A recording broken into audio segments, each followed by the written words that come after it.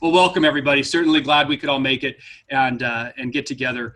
We did have the Recovery Summit last week. It was online, which again is one of those reminders where it's great to connect and see the people that are leading the charge statewide, learn about new practices, but is always bittersweet in that it's a reminder of the fact that we don't get to come together as a community in the way that I personally am most energized and inspired by. But nevertheless, I think that it did have a good showing. There were a number of folks locally who had participated in the T-shirt program, and I think Oregon Recovers is going to have something to show about that for those who requested, received, and took pictures of the photos to kind of demonstrate our community's buy-in to that. They were a big piece of that. But it again shed light on the fact that there's a need for recovery with the small R, like a large community worth of recovery folks, and what those interventions can be and what that can look like from different people. And I think our community is stronger than ever here in Jackson County in terms of our ability to work together. But when I saw some of the other ideas, I was like, oh, that looks good. So it was a good conference. And if anybody else was there, it'd be great to hear from you later, perhaps bring updates about some of the things you were able to glean from it. All right, per our agenda, we have a presentation from the Compassion Highway Project, and I did just text with Melissa Main, who is the founder and director of that program. She has just recently been dealing with a pretty serious health issue, and so she said she could try and make it. I encouraged her to reschedule just to make sure she was okay. So again, she did communicate that she would try, but that it would be much, much better if she could do another time. I did have the opportunity to visit the Compassion Highway Project, and there was an article in Jefferson Public Radio's news site about a month ago, and it talked about people on the Greenway. And it was I don't want to get into the nature of that article, but there was a quote in there where one of the people that was visited said, "Their services don't work for me." And he was referring the fact that there was crisis mental health there. There were peers from the A&D community, from the SUD community that were there. There was a van from La Clinica, and those weren't the services that this person was ready for, interested in, or found to be effective. And when I was at Compassion Highway, I thought, these are some of the services that are working for people for whom nothing else is working, for whom they're not ready to engage with anything else. And so when we get the opportunity to have Melissa come and speak to what she does as far as a drop-in resource in our community for people who are unhoused and really unconnected with so many things in our community, I think it's important to have that perspective that she does do that work, and we will look to get her back on our future agenda.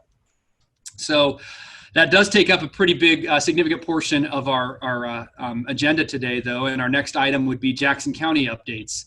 So, Stacy, I'm not sure if you were in a position to kind of give those regarding health prevention and needle exchange, or I have not had a chance to talk to Tanya today, so I'm not sure where we're at with all of that. Okay. It's continuing, and I know that they're breaking records as far as the number of folks showing up for that, but okay. Other than that, I can't say anything. Gotcha. All right. Well, then we can get straight to local treatment provider updates. And our first one is from the Addictions Recovery Center. And Kim, I understand you are the person we go to for our Addictions Recovery Center update, which sounds good to me. So, I saw that email too. Yes, yes. Sometimes that's how that works. You just see an email and you go, okay, I'm the point person. New assignment. Yeah. New assignment, exactly. Thanks, everybody. It's good to see y'all. We are, plugging right along. Today is my 1-year anniversary back at the ARC, and we've only had a pandemic and a fire, so I don't know whether to take responsibility for that or just pat myself on the back for surviving it, but it's been quite a year. Gosh, let's see. Residential men's, women's detox were all functioning, but still under a reduced census. I think that's not going to change for a little while. Outpatients going strong, 37 groups at least a week. And we're taking anybody and everybody who kind of calls or walks. Well, they can't walk through the door. I wish they could, but who calls. So that's going well. The engagement team, some of the newer stuff, or maybe I've said this, I'm going to need to write stuff down so I don't repeat this. And every month you say, oh my God, I heard this last month. But our engagement team, we have opened our doors a bit to folks coming to our engagement team. We're saying it's by invitation. It just means give Karen a call at our community line. And what we're trying to do is support clients who don't have a way to log on through a phone or any other kind of technology. So we've set up 3 areas where people can get on a computer, get on a phone, have their assessment done, get into a one-on-one, you know, that kind of thing. And then it gives us an opportunity to work with them and hopefully get them phones and other ways that they can continue services. So that's happening Tuesday, Wednesday, Thursday, 10:30 to 2-ish, but it can be really done by appointment. So, so that's relatively new. The engagement team is back. They're back at the hospitals with the right PPE and also being by invitation, seeing people. They're in the MAT clinics around town and in the urban campground, although that's been an interesting thing. We love being there, but folks are leaving really quickly in the morning because it's hot.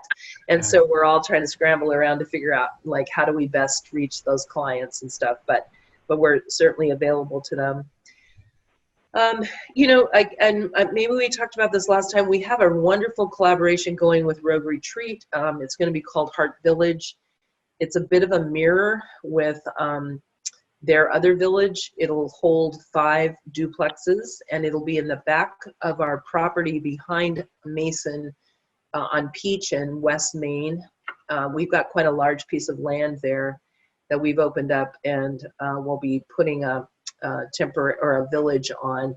And these will be folks, we'll be working with folks. Rogue Retreat will manage all of that, and we will bring the treatment to these folks. And so people don't have to be clean and sober to take advantage of this housing. They just kind of have to want treatment. You know, we're good with that, and we'll help them get into treatment, and we'll keep supporting them. And while they come in and out of whatever treatment levels that they need. So we're excited about that.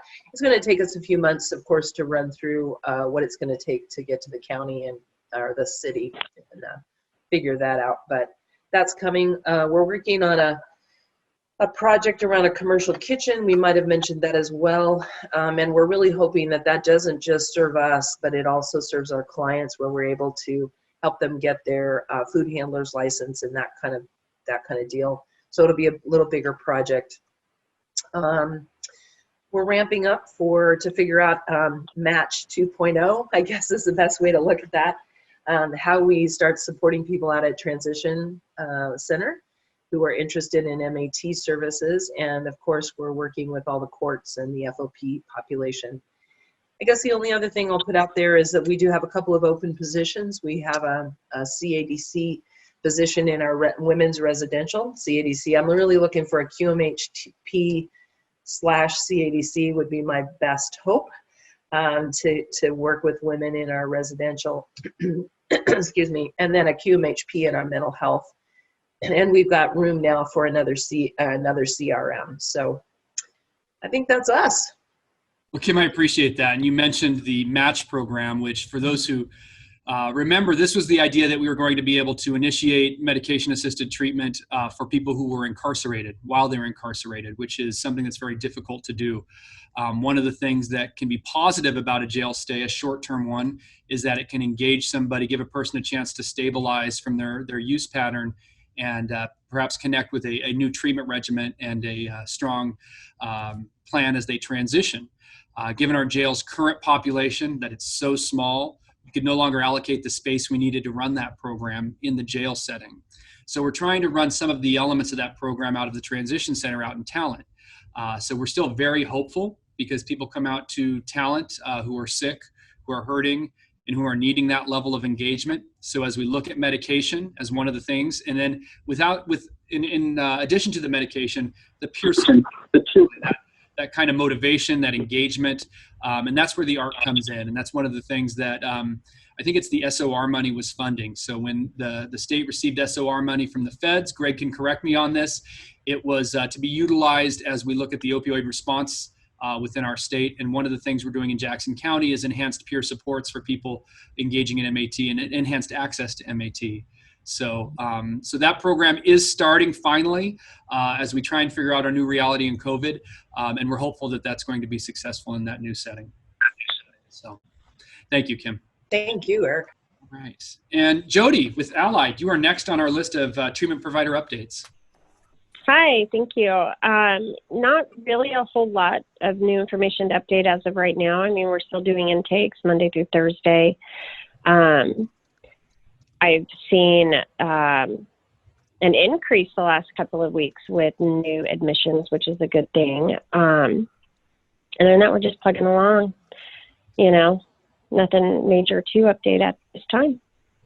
No, I really appreciate that. And if any of the agencies that are reporting out can give insight into what our unsheltered population, how they're presenting and services that they need.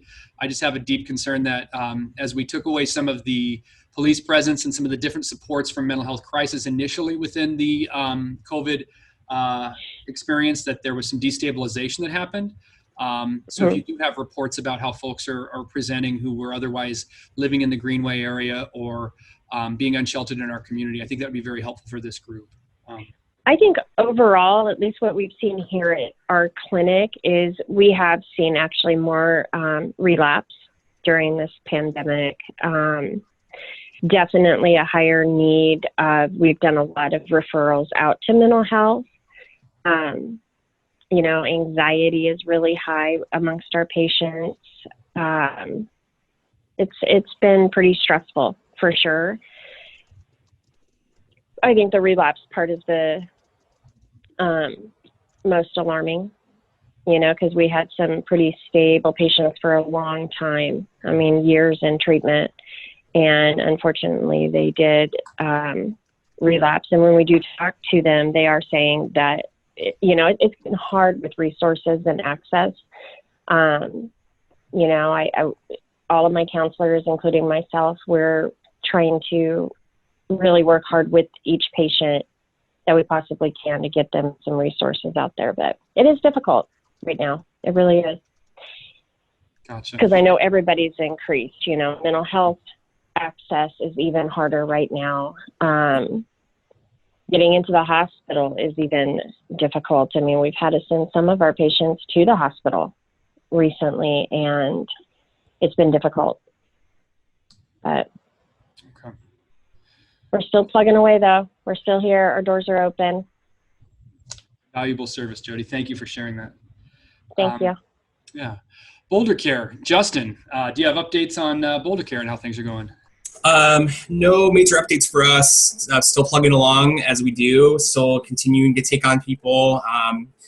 Seen an uptick of people coming on the weekends, calling, reaching out through Facebook and through our med chat. And we are staffing up on the weekends to appropriately take care of those conversations. That'd be it. All right. Well, I appreciate that, Justin. Thank you for the work you're doing. It's kind of the wave of the future that ended up happening now because of the COVID crisis. Exactly it. Thanks. All right. So Dane from HIV Alliance, updates, comments, anything to share today? We do distribution of naloxone through Jackson Health Department and then Compassion Highway. We are still seeing some pretty good numbers. We trained about 15 individuals through Jackson Health Department, did about 35 refills. And then on kits, we did about 21 through the syringe exchange operation. Those could be new kits at Compassion Highway also, and about 61 refills. The refills is where we get most of our information and data. We had 9 reversals happen in Jackson County. And what the other one we're really looking at and trying to double people up on kits is giveaway. And so we saw about 16 giveaways last month as a reason for a refill. We don't do necks and services down, but we do them in Josephine, and we're seeing huge increases. So we're just seeing a lot of clients come in, and the growth is just like, if you look in comparison to last year, we distributed about 1,400 syringes. In July this year, we did about almost 16,000. So, oh wow, that's a huge increase. A lot of it is in grants past. We actually went to a weekly service versus just twice a month, and then Cave Junction, we've been doing that every Monday, every month, or weekly every Monday for almost a year and a half now. So but we've seen a lot of steady growth in Josephine County and clients using that service. So it's concerning in that sense, but at least we are protecting more people. Absolutely. And when you hear that naloxone saves, while you're really concerned about the person whose behavior led to that, you're just so grateful that that was there and able to provide that. So thank you for that. Do you have a sense of whether or not the, and this might be a question of ignorance, I apologize if so, if the increased distribution is due to increased use, or is it increased knowledge of safer use?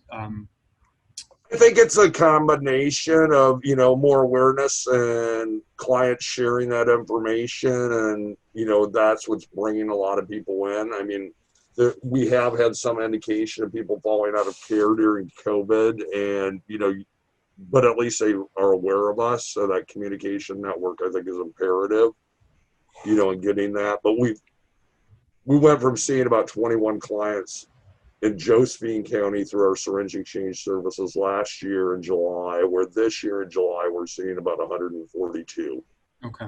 So that, I mean, it's a huge increase as far as services. I think the frequency helped, communication and that network helped, a lot of that.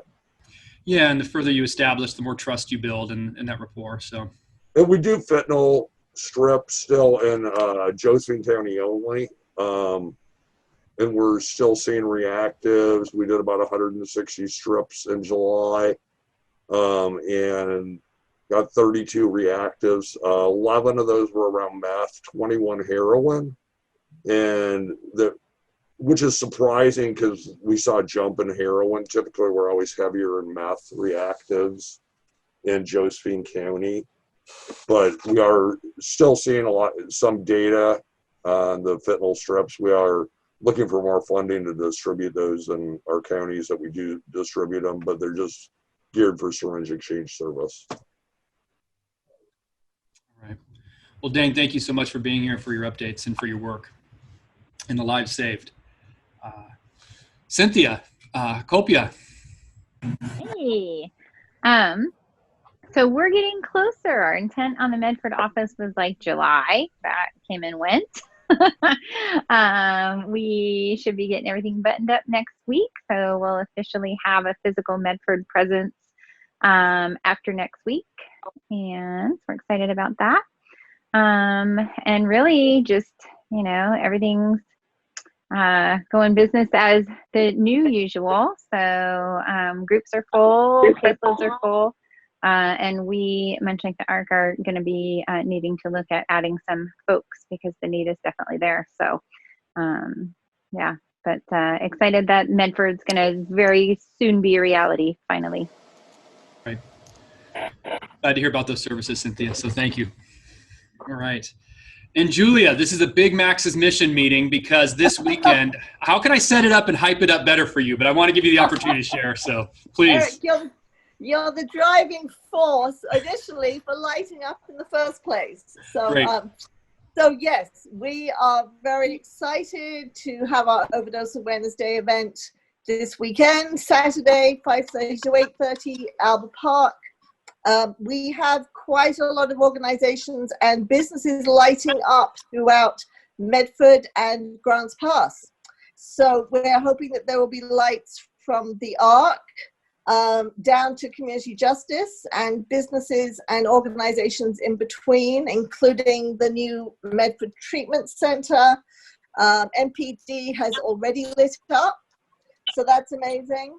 The Josephine County Sheriffs are also lighting up. On Track, of course, the ARC. Who else? Anybody that still wants to come on can come on and light up. Birch Grove is lighting up. So we have just had a huge response. Justin and Alex and Eddie have been on the planning committee with us and been doing amazing work reaching out to people and businesses, getting people on board. And we will have a big naloxone training and giveaway, a drive-up naloxone on 8th Street, and then a table for naloxone. And a remembrance in the gazebo for people that would like to either write a note of a friend or a loved one that we've lost or they have lost.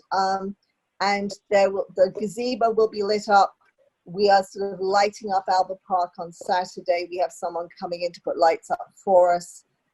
So it should be different. It should be, very nice. And we hope that people will come, but not stay too long with COVID in mind. And we will be being very careful about that. And if anybody wants to contact us about joining in, we are happy to have them. Well, Julia, I'm inspired by this. I think, one of the things I was so concerned about the treatment community, the recovery community, was that we're group-based, we're connection-based, we're person-based. But I think it's also, as an organization, as a field, as a group of people, it's marked by resilience and creativity. And this is a great example of that. So, it's everybody. I'd love for everybody to be able to get together and like we normally do when you put this event together. But I think it's just a great idea. And it's a good opportunity to remember the folks we've lost and the work that we still have to do. So thank you so much for being a part of it. So thanks, Eric. It is an amazing community, and I think it's also really powerful for people who, families, people who are struggling with use, that they see these lights and they see the support that's out there in the community, and so getting rid of the stigma and the shame that surrounds this for so many people, is an ongoing challenge. And I really think that this addresses that in a powerful way. Thank you so much, all of you who've been a part of this and put together the videos. And Julia, Max's mission again has been that great example on this front. So excellent. All right, so I'll circle back for more hype around this because it is the weekend of it. So I appreciate it. Sara, La Clinica, OPG, your world. Okay. What are the updates? Yes, intersecting with Julia's world, I must say. So the only couple things I wanted to say is that we do have 2 midwives who are waivered to prescribe buprenorphine. They don't have too many clients at this point, and I think there's other people on this call who may know better than I, but I wonder, in the past, I think we sent pregnant women to methadone clinics because of the complexity of their care. But I can say that these 2 midwives are pretty inspired. So we can, continue that conversation offline. If you did have somebody that you wanted to investigate that care, you would just have them call the main La Clinica scheduling line and go from there. They would be queued into the right people. But I was pretty inspired to hear that. And then at Birch, we have a doctor in particular who's quite inspired by Overdose Awareness Day and the Nalox boxes and things that Max's Mission are doing. So we now have a Nalox box at Birch, and he is buying the lights to light up Birch Grove. So it's pretty cool. I think that's all I have for La Clinica. Do you want me to say real quick the Oregon Pain Guidance? Yes, that would be excellent. Thank you. Okay. So, I would say in large part, I would be repeating things that other people have said. And the reason I mention that is that On Track is there, the ARC is there, Max's Mission is there, HIV Alliance is there. And that's kind of how we learn what's going on in the treatment setting, what's going on in the harm reduction setting, and maybe a bit about what's going on in the medical setting. And I want to thank Jeremy Hubbard. He's going to be our host for the naloxone work group moving forward, and he will be more reliable than the connection we've had in the last 2 or 3 months. And I really think that's about it. I guess my last plea would be, if you're medical or an agency that doesn't make sure people physically possess naloxone, so I don't mean a prescription, I mean they have it in their hand, then we should talk and make sure that people actually have it. We need people to have it every week. But if we have another spark in our community, the best medicine we have is to get it out into the community right now. And that's it. All right, Sara, thank you so much for sharing on that. So, Medford Treatment Center, Kyle. Thanks, Eric. I don't have a ton to update. I wish I had the update that I want, which would be our opening date. I'm pretty confident that we will probably have our doors open before our next LADPC meeting. But I do have a couple things I want to share. First, I want to shout out to Sara and some of the team members from La Clinica for allowing me to tour their facility next door to us and coming over and touring our facility. We are open to anybody who wants to come out and visit and see what we got, what our facility looks like, how we plan to do things. You can reach out to me and we can set up a tour. Another exciting thing that I've been told is that we are going to be hopefully pursuing additional space to provide a matrix program in conjunction with our MAT services. Just because research is showing that the matrix is also having success with opiate users. So that's something that we're going to hopefully have day one. So other than that, we're just excited to open our doors and, start helping people in the community, which is what we're here for. So. Great. Well, and it's one of those things where you hear the stats that nationally Oregon ranks 49th in access to treatment. Is that the stat that we hear most often? And if, when I sit here and talk to our providers, I know nobody's twiddling their thumbs, but we have, our capacity is bigger than it's ever been. We have people that are willing to engage. And so I think finding a way to assess that, analyze that, figure out where we need capacity would be really important. But Kyle, that's one more piece of the puzzle as we continue to build and increase capacity in Jackson County. So excited to see that happen. So yes. Yeah. Do we have anyone from Oasis here today? Kristen or Dr. Yeah, Oh, this is Kristen. Yeah, hi. We are still plugging away here at the Oasis Center. We are still seeing patients in office. We're using a lot of precautions, masks and shields. And I would definitely echo the fact that it's a difficult time for folks, and we are also seeing a lot of relapses. We are pleased that we have started our integrated behavioral health program. And so she's been here for a couple of weeks, and that's going really well. And in probably a couple of weeks, we'll have our certified nurse midwife here as well, and we'll begin providing OB services. So all of the things that we've been talking about for the past several months are happening. So it's exciting. And so things are going well. Babies, that is exciting. That is exciting. We'll have babies here, so. Can you talk a little about what the integrative behavioral health piece is, the way it fits in with your clinical setting?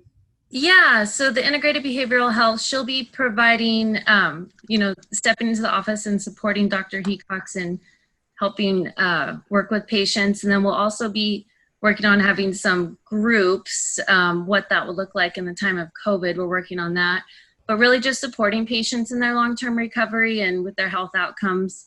And the program is in development as we're in it. So it's an exciting time. We're really tailoring it to how it works here at the Oasis. And we'll hopefully be bringing on a second provider within the next few months as well.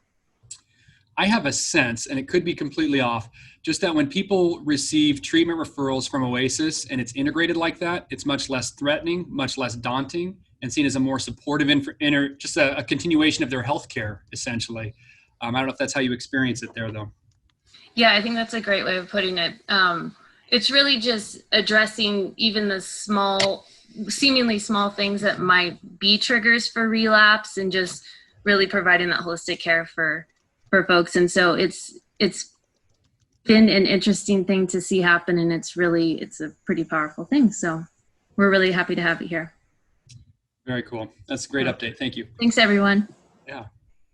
Eddie, you also have an update. There's some things going on up the freeway a little bit. I do. Yes, indeed. Thank you, Eric. Yeah, exciting.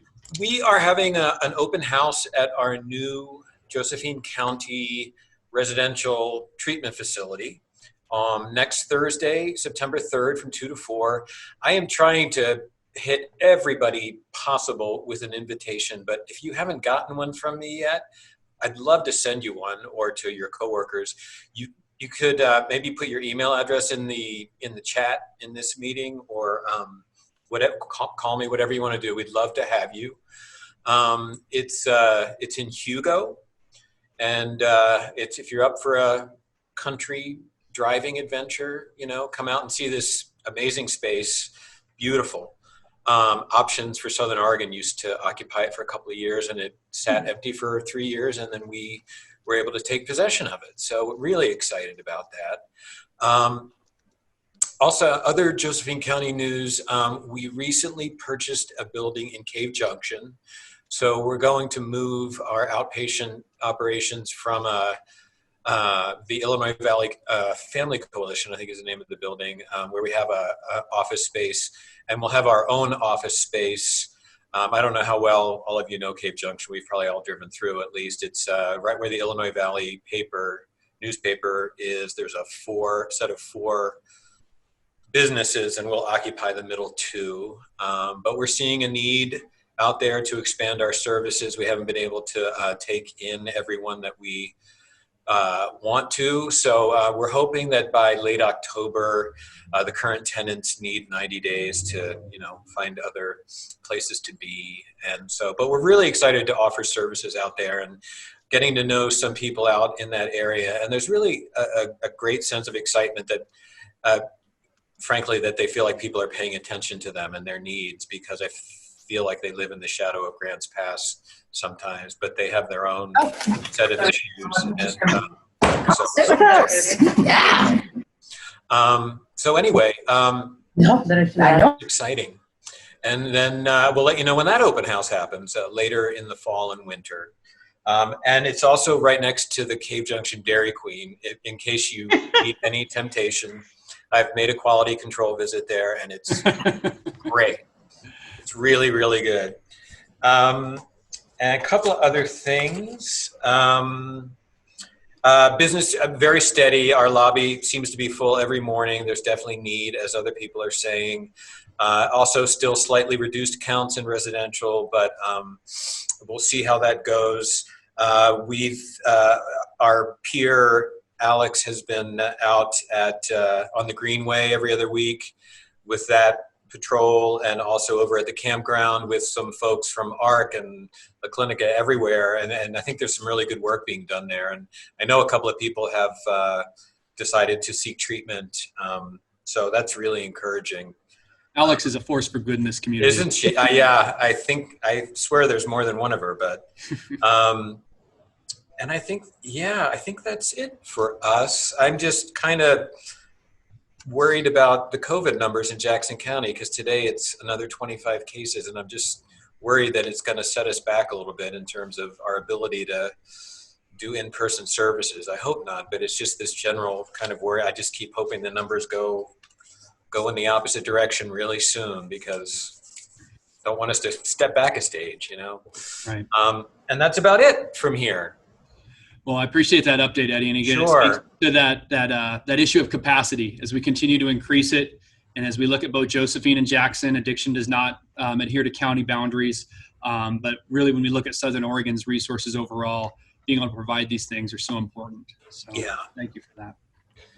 I don't believe Oregon Recovers was going to join us on this one. I hope they're taking the week off after their entire summit. Sara, did you have anything that you wanted to share about the summit and how you experienced it? Sure. I wasn't able to participate in a lot with regret, I say that, but I was really impressed with the diversity, not only racial equity from very qualified people at the keynote and at the closing talk, but Dory was on a panel, and she's too modest to toot her own horn, but she was really good. It was about political activity that had been supported with Oregon Recovers. I heard part of the panel on big alcohol that Andrew led. It is really good. I was amazed that an online Zoom sort of second choice method to have a conference was so inspiring, and the Whova platform was really helpful to connect people and show pictures and stuff. So I really appreciate all their effort and the quality of what they offered. Absolutely. No, that's great. So, Phoenix Counseling, was Phoenix able to join us today? I know you guys are all probably Zoomed out, and the thought of another government meeting is probably not real exciting, but yesterday at the local Public Safety Coordinating Council, Phoenix Counseling presented with a probation officer and with a person who had successfully completed a program aimed at keeping families together.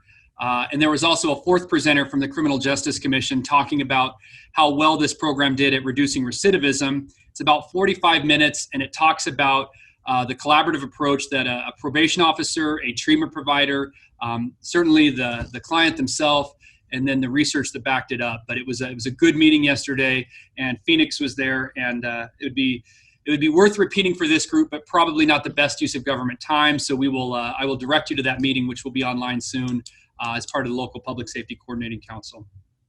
And then Recovery Cafe, Brandon, what's the latest? And we are moving forward over here. So we were down to 9 circles in 2 nights. We have now have 11 circles, and we are now opened on Mondays. It's been a blessing to have our 2 new circle leaders join with us. They're amazing. We have a new hire. Her name's Christy. She's on the Reclaiming Lives side. She's another one that's just amazing. And we have John Boehm, who does one-on-ones, who volunteers his time over here. So we really got ourselves a team that's ready to kick some butt out there, man. We're really excited. We have some classes we have going on. We have a parent support group on Monday nights led by Joe Charter. That's been going really well. The turnout has been about 5 or 6 at a time. It's been really good. Joe's he's been enjoying his time here. We have a relapse prevention over here with Sean Sorensen. He starts with us on Thursday, and we're excited to get him on board. And we have the reflections class for all women with Diana Hamilton, who everybody knows is amazing. We already all know that. I want to share a little story real fast. We have one of our members who actually was introduced through Cafe through the Facebook Lives, and since then it's been a couple months, and he's really been trying to find his place. Well, he took his peer support. He finishes it next Saturday, but he's already got a job with Rogue Retreat. So it's pretty amazing to watch what, as we're allowed to walk alongside these guys, see what they do with their passions, and actually find out where they're happy in life and what they want to do. It's been a blessing. I just want to tell Julia, we have our lights. We're going to be putting our lights up today. I'm impressed. Just want to let you know we're going to put our lights up today. The only hurdle we're really having over here is getting people into treatment and housing, but that's the norm right now with COVID. But we're walking through it. We'll get through it. We're going to stand up tall on that one. Brandon, when you say getting them into treatment, I'm sorry to pry, but are you talking about into an outpatient group, into an assessment, into a residential setting, into a detox setting? Inpatient. Inpatient, okay. Yeah, we've got Alex. I'm going to bring her up right again. She's amazing. She's been helping a couple of members get into moms and dads, and right now that's about the best we can do right now with it being as full as it is. But we're trying, and we're not going to give up. The recovery summit was cool. I felt like Eric was following me around to every single Zoom meeting. Other than that, I just want to give a shout out to Birch Grove and Boulder. They really helped us out and answered the phone for us and walked alongside us for a lot of what we need to do with our members. Other than that, I believe that's what we have. Oh, and Stephanie's on a well-deserved vacation, so you got me today. Oh, good. Yeah, that's something that we all need to promote and demand of each other, that we take breaks and get some time taking care of ourselves. I told her I got this. Yeah. Julia Jackson, thank you, Brandon, from Jackson Care Connect is here. And we're not quite to the point, because I just kind of gave her some ideas earlier this week, but about what kind of metrics we can use to measure engagement, and particularly when we look at the Jackson Care Connect, you call it patient base, or people who are receiving services through there, to get a sense of how are we doing? How many folks are we serving? What is the need in our community? So Julia, do you have a minute to talk about that? Yeah, can you hear me okay? Yeah, perfect, thanks. Oh, great. Yeah, so we connected a little bit. I had followed up since the last meeting, just because I hadn't heard what specifics were needed, and I think that might still be formulating, but I was able to get some ideas. Sounds like, let's see, I'm looking at my list. For example, how many unique individuals came to your agency for help with an SUD? So if folks actually had an intake, we can pull this from claims. If they don't, because it's kind of loose there, came to your agency for help. If there's some, unique pathways or unique services that didn't actually require an intake or that didn't happen, then obviously we won't have that data. Something to consider there. Yeah. How many unique individuals access outpatient care? How many of these people engaged in services for over 30 days? We can pull number one via claims report, but how many of these people successfully completed? That would have to come from providers, because providers might differ in what they define as successful completion. Not sure if providers are tracking completions. And again, how they're defining it, how they're tracking it might differ. So it's something to think about. How many unique individuals were referred by a DUI program? So we don't have this info. That would need to come from providers. In general, I would say that we have an engagement and retention dashboard that we've built out for mental health, and we're currently working on building out one specifically for SUD. So we can in the future have like a regular report to see monthly engagement and retention data for all SUD providers as well. But just kind of continuing to think about like what information we can only pull from the information that's coming in. So providers just have to be mindful of what they're documenting and how they're defining it. Well, and as we say these things out loud, I know that, within the Community Justice Department, we can track the number of folks that we send out for DUII services. So there's ways to get some of these numbers to get a sense of what's going on in our community and be able to track that over time as well. So. Right. Yeah. Well, Julia, I appreciate you being willing to take a bite at this apple and see what it ends up looking like, because we really haven't had great indicators historically. We haven't built them in terms of what kind of services are being provided. And I think it would at least gives us a starting point as we look at this from year to year. So thank you. Yeah. And I'd love, any other feedback or like specific questions from providers. And I do think it's a good discussion topic. Data is, it's only as valuable as you have apples to apples, as opposed to like apples to oranges, so shared definitions, shared language, like the data that maybe this setting would be a good forum for agreeing to like a set number of the most important data points and then shared language around them. And then we could each maybe work on pulling that better from our systems. Yeah, I think this could be that forum. And getting a sense of what we start with and then what we'd like to know after that would be great, I think. So right. Thank you, Julia. Right. Yeah. Well, Greg Bledsoe, thank you, Julia. And I'd like to cut over to you real quick. I know you've got to take off, but updates from OHA or any thoughts about data tracking? Well, first I'll do the updates. Sam wanted to be here, but she unfortunately had a family emergency, so she wanted to let you know that she wanted to do a 4140 update next thing if she could. Right. And then also just wanted me to tell everyone that Project Nurture is moving forward. I'm pretty sure everybody knows that, but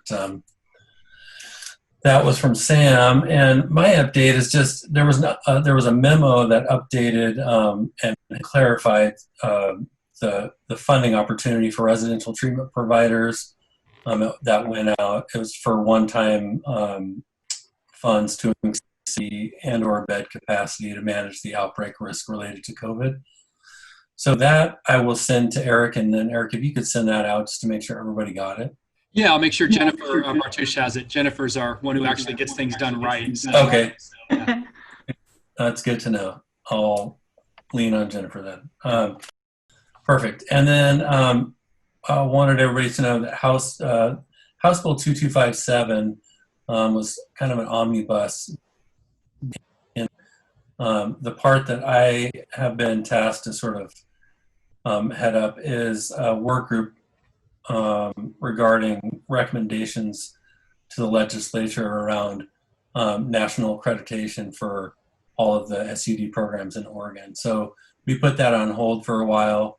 those discussions have resumed, and there are a couple people from your area in that work group, so you're well represented from down south there. So more will come around that. We haven't even sort of made the recommendations or even drafted them yet, but that's coming soon. So I'll keep this group updated around that. It's a big thing. So there's that, and then there's CARES Act funding, and I think this already went out for report services and community organizations. There's an opportunity for funding for that. So I think, about the Recovery Cafe down there. So Brandon, this would probably, if you guys haven't already looked into this, I can try to find that memo and send that over to Stephanie, because that's an opportunity for, recovery support, which is I think hugely important to the continuum. And then there's discussion and some work being done around vacancy payments, some retroactive vacancy payments for residential programs. So if you, decreased your census by 40-50% due to COVID, there's some opportunity to recoup some of that money that you may have lost out on. I've managed residential programs for 20 years, and I know that those DM payments add up quickly, and so that's a big deal in residential. So that is coming. I'm not sort of part of that work group. I've done some work on the periphery, but I will keep you all updated around that funding as well. I think that's important for the health of our residential and withdrawal management programs, for sure. And I think that's it. Did you had a question? Data or something? The two. One was around data, and the other question I had was about the upcoming legislative session and what that could do to OHA funds. And if you guys have been doing any exercises about reduction. Yeah, I don't. Right. I think there was, and there will be. There was a webinar Steve Allen had regarding that the sort of reduction in funds that OHA is going to execute. I don't think anything's set in stone. I think we're still sort of waiting to see what it's going to look like. And so I'm not sure, that's the honest answer, is I don't know where they're at there. As soon as there's something solid to report, I'll make sure that you know about it down there. And as far as the data goes, that's a struggle at OHA and always has been. Data that we rely on is encounter data, and then through MOTS. But the MOTS data is only as good as the data that's entered, if it's entered at all. And so I think they're going to modernize that MOTS requirement and hopefully system, and we'll be able to get better data, because I think we're making decisions based on data, which is hugely important. But as far as in terms of OHA's data systems, is that what you were asking, Eric? Yeah, it really was. As far as when people talk about Oregon being 49th in access to treatment, what does that number represent? Where is it tracked? And how can we look to improve it would be my goals. Yeah. I think that number, I don't know, because some of the work that I do around capacity with residential programs, and we're addressing this through a sort of a capacity management tool through Lines for Life, which will be statewide. But what I see is, there's a program that has 130 people on a waiting list. And down south 50 miles, there's a program that has 14 open beds. And you go east and they have 6 open beds. So that we're communicating. So I don't know that we have an actual really good picture of what the capacity needs are in Oregon, because we don't have a system that talks to each other. Residential being a statewide resource, I think it's easy to say, well, it took me 3 months to get in Dakota. well, there's a lot of variables there. There might be a patient who, or an individual who is seeking treatment, who's been in treatment there before, only wants CODA, doesn't want to go anywhere else, and CODA hasn't. I'm making this up. But if CODA hasn't reached out to other programs in the state, might be able to meet the needs of this person. That's an opportunity lost. So I'm not sure that 49th in the country is an actually accurate number, because I don't know if that's true or not. This is Stacy. I would say at the Association of Community Mental Health Programs, we have that same conversation. The other difference is that because Oregon took the expansion dollars early, and we have so many people on OHP, we know what people's diagnoses are. So we know what their conditions are and what they need access for. And so it's really, we've disputed those numbers both for SUD and mental health, just because it doesn't paint a full picture around what really the need and the access. And then you throw in all the things that Greg was just talking about, personal choice, people's interest in pursuing treatment. I mean, there's just so many variables, but I know that study gets thrown out a lot. And we actually have a little one-pager that we give out to people to try to explain that. I've given that to the commissioner before, because he's been stuck in these conversations too. So. Yeah, hi, this is Dr. Mann. May I ask a question? Yeah, please. Hey, so thanks for your comments. It's all thanks for the update of what's going on at the state level. I do have one question about that. You discuss residential access as a statewide resource as a foregone conclusion that that's true. And from a clinical perspective, I just want to introduce that that's perhaps not the way to think about residential. It's not something you go and do and then, you tie it up in a bow. There is a lot of benefit to having a continuum of care in the area that the patient will live treatment, because we know that this is not a acute illness, this is a chronic illness, and so the need for treatment will be ongoing at lower levels of care, and having a continuity is important clinically. And so I think as you're thinking through some of these access questions, thinking very hard about whether to consider residential treatment a statewide resource versus a local resource is really an important question to re-examine, perhaps. Thank you. Yeah, I don't disagree with that. I think that has a lot to do with the global budget of the CCOs and how they choose to spend their money around some of this stuff too. So yes, I think there's a lot of areas in our state that need access to residents.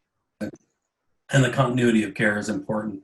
A lot of people go back to, the place that they live and need, that continuity, and also housing. That's a big thing. So I agree with that. Thanks for saying that, Dr. Yeah. And I think that speaks to our need to define what we mean by access and what we, when we talk about care like this and what those points are. No, that's very helpful. Any other questions for Greg while we've got him?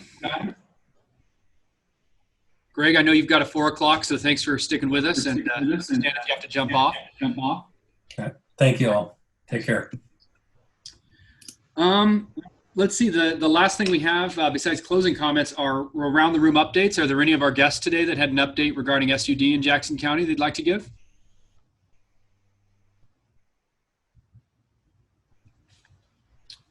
Okay. Hearing none. We will meet again in a month. And again, we're going to focus on services for those who are unhoused in our community. So we will look at that. If you have something you'd like to see this group address as far as a subject matter, please let myself or Sara know. We try and get together and schedule topics and providers for this group. In the meantime, this weekend again, if you can make it between 5:30 and 8:30, a drive-by stop by at Alba Park, or see the purple lights downtown. It'll give people like me who don't get out a whole lot an excuse to be out in Medford after 9 o'clock. So pretty wild right there. But for everybody else, thank you for joining us today. This is always such an inspiring meeting. So really appreciate everybody's work, and we'll get together soon. So, all right. Bye-bye.